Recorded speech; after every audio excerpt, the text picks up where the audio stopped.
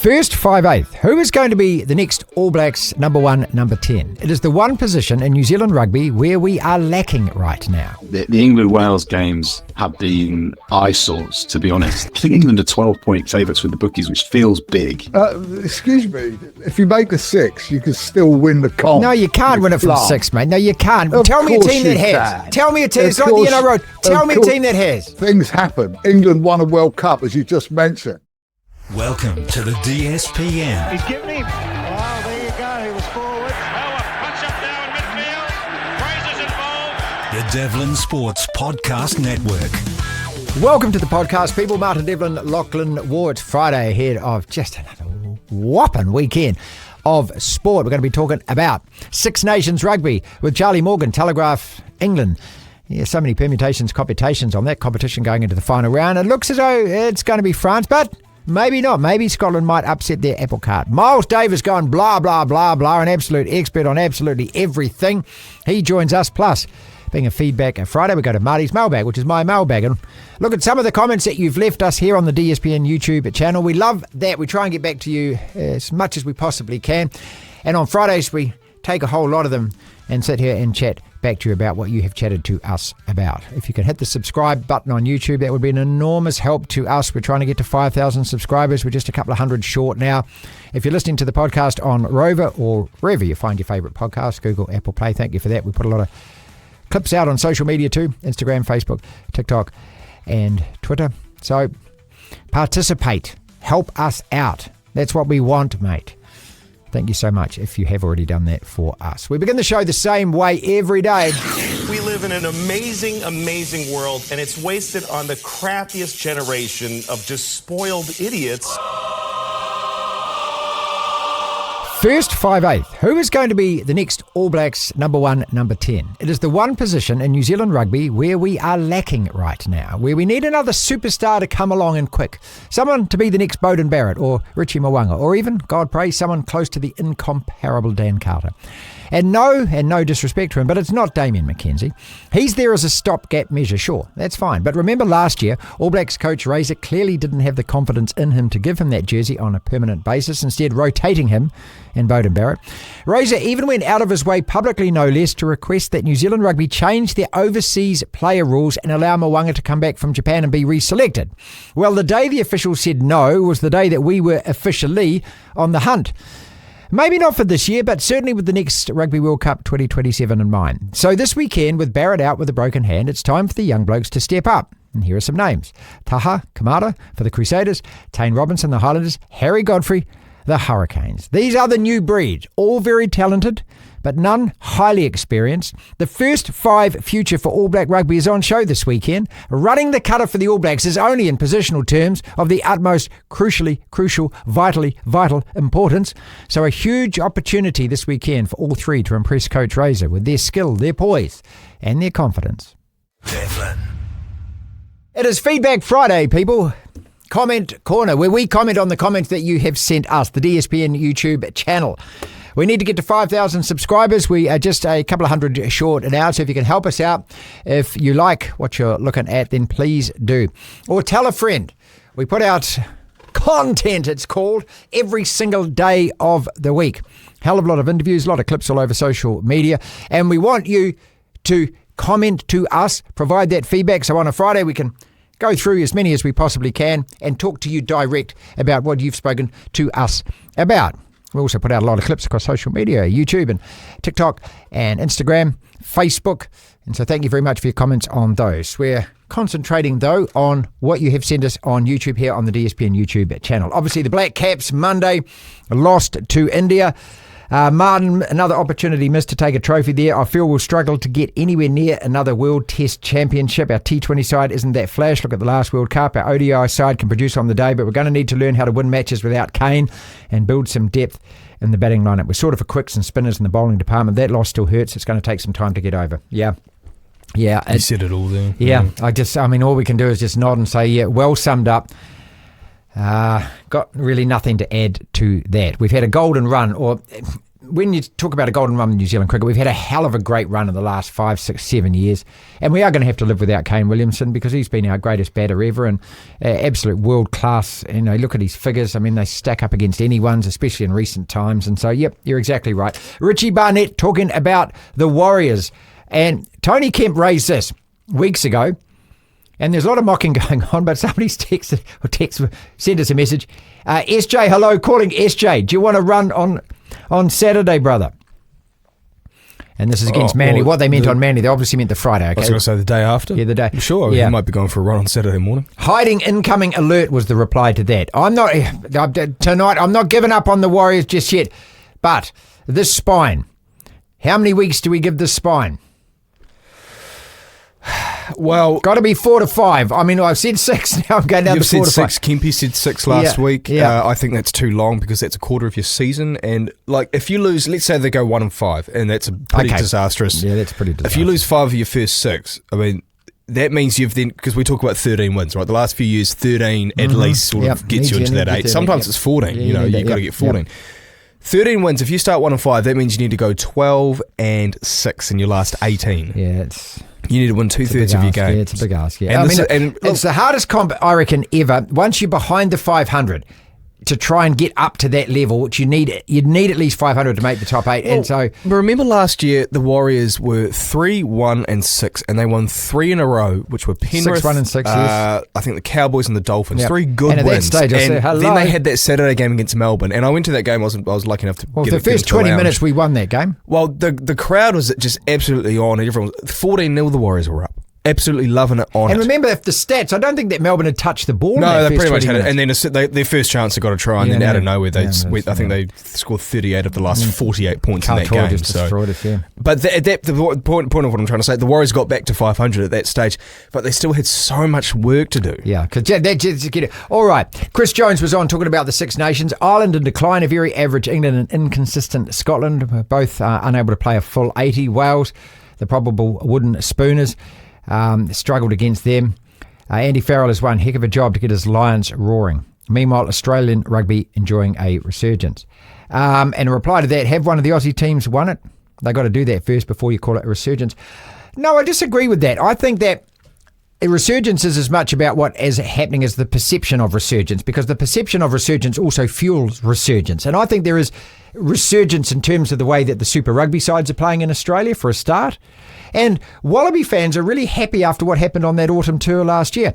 And so I kind of feel that, Australian rugby, it feels, we're going to see when obviously the test matches start, and the Lions too, but it feels like it's on a bit of a rise. Instead, I'd like to look at the comment about Ireland, because our man Chris Jones has just copped it from Irish fans with his thoughts throughout the Six Nations, and he was bloody right. That Ireland side have been living on borrowed time and got found out big time against France. Found out. They haven't been as impressive this year and at the end of last year as they have the previous couple of years prior to the World Cup, and they got bloody found out. Yes, they don't 42, whatever it was, 13 with a couple of tries at the end. They don't have their head coach at the moment, which is never easy, and they're losing a few key players. Everyone loses players. I know, I'm saying due to retirement now.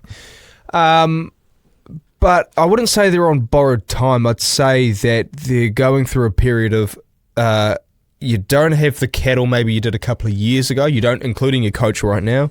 That mixed in with everyone else now takes you a lot more seriously, and expectations. Now, the thing about Ireland rugby is that they have talked themselves up a little bit too much over the last couple of years. You can talk about the comments that they made to South Africa after that pool match, we'll see you in the final.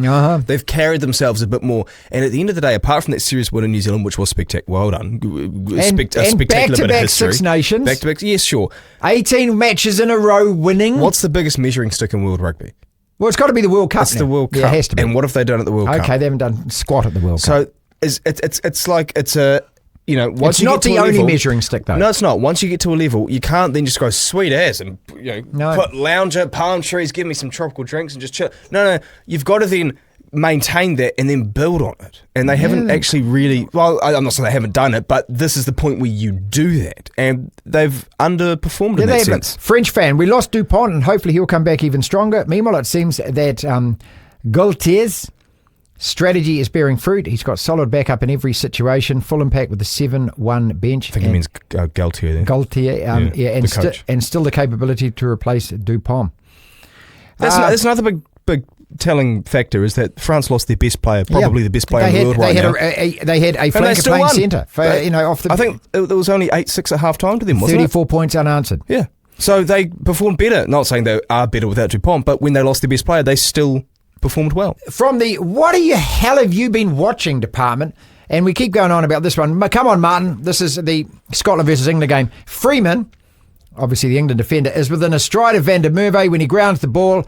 We keep criticising Van der Merwe for that 15-16 loss for Scotland-England because he ran that way, the post of this way, and he could have come back and scored.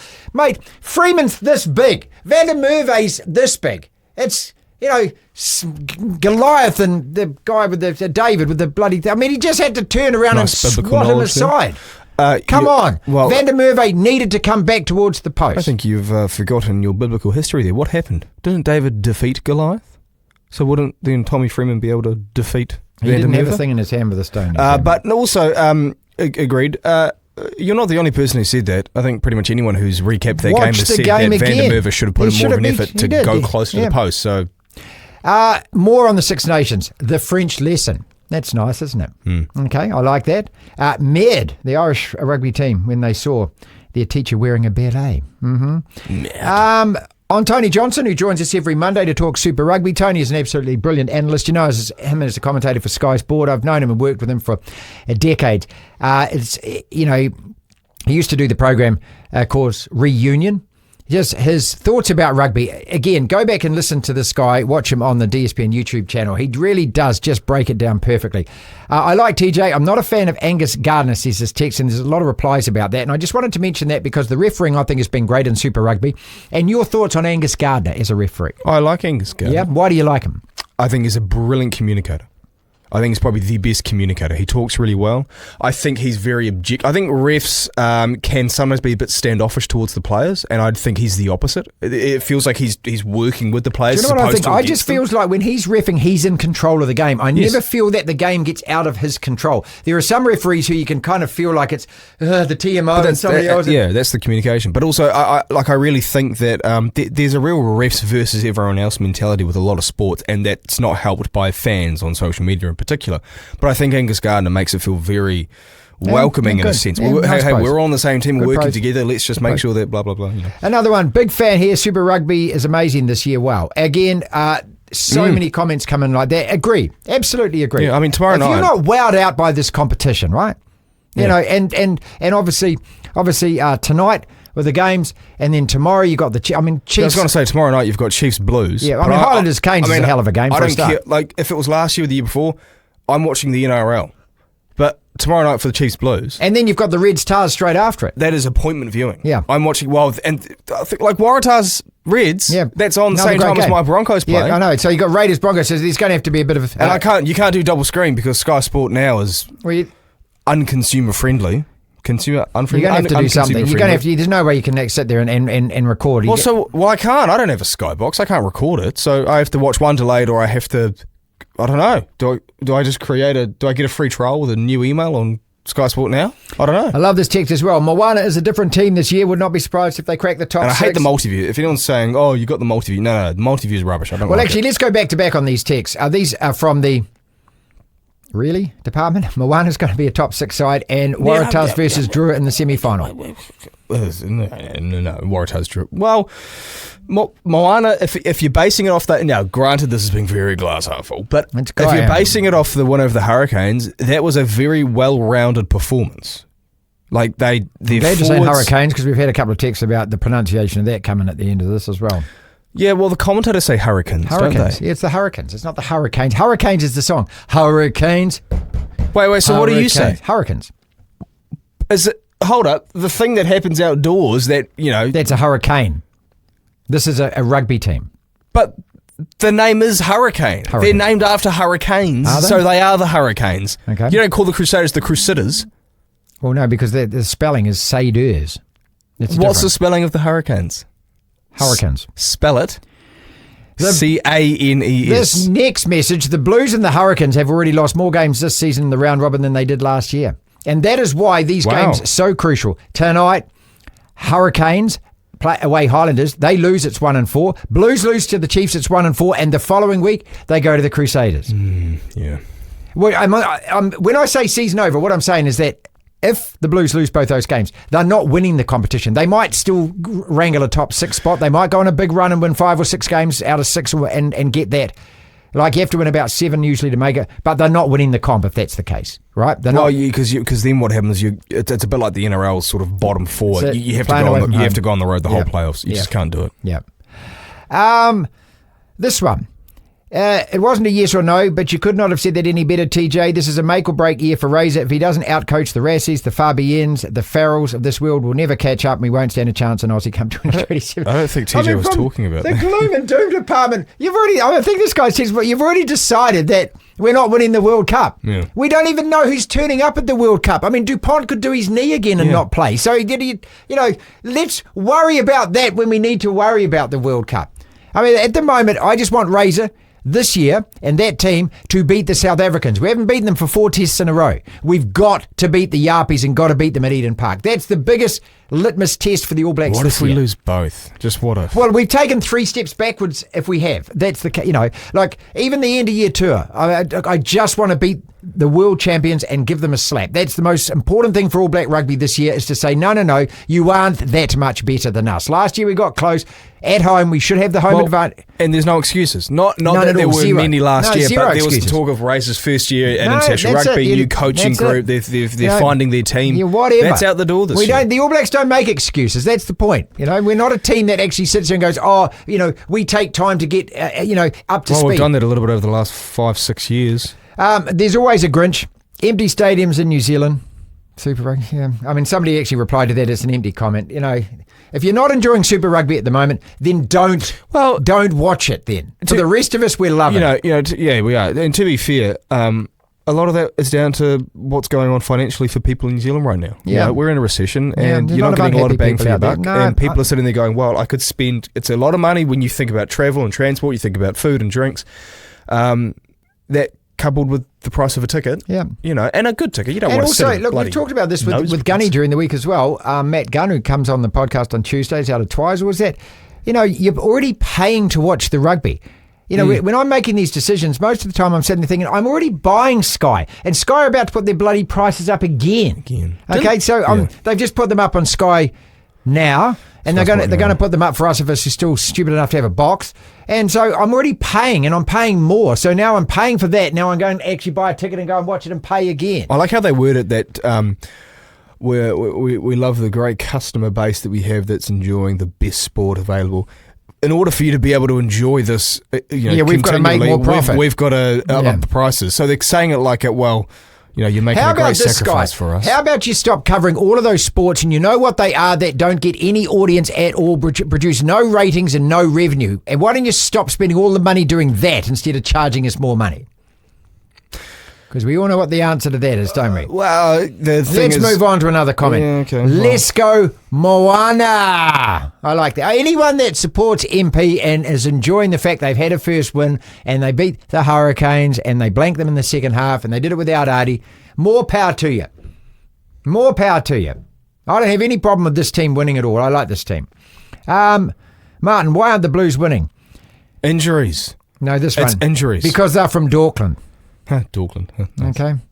So yeah. You gave them a bit of a serve this week. They've got injuries. Seriously, they are missing. So did the Crusaders last year. I know, and they both deserve an equal amount of criticism. But the Blues, you can't expect them to win too many games when you factor in the more levelness of the competition this year. They've got a huge playing base. They've got a lot of resources. But it's tough. It's tough. Well, bully, woolly, hooly, who cares whether it's tough? I'm just saying that, win or go home. That's what the comp is, mate. Well, that's a bit rough. We've got no time for losers. 15 key players. Yeah, so what? I mean, I didn't hear any sympathy last year when the Canes lose players, when the Chiefs lose players, when everyone loses players. No, I think everyone South Africa aren't crying for the All Blacks when we lose players. I think everyone, well, it's different. International level is different because your depth is tripled. It's quadrupled. Just start winning. You can't, when you're missing a lot of key players, particularly your loose forwards and your playmakers, it's hard to win these tight games. You know that. And it happened to the Crusaders last year. Let's wrap it up with "You're not my mother." Okay? So stop telling me off and stop telling us what to do. It's not hurricanes, it's hurricanes. Oh, back to this. Hurricanes How's sounds it so wrong. spelt? How is it spelt? Spell it, Martin. HURRIKINS.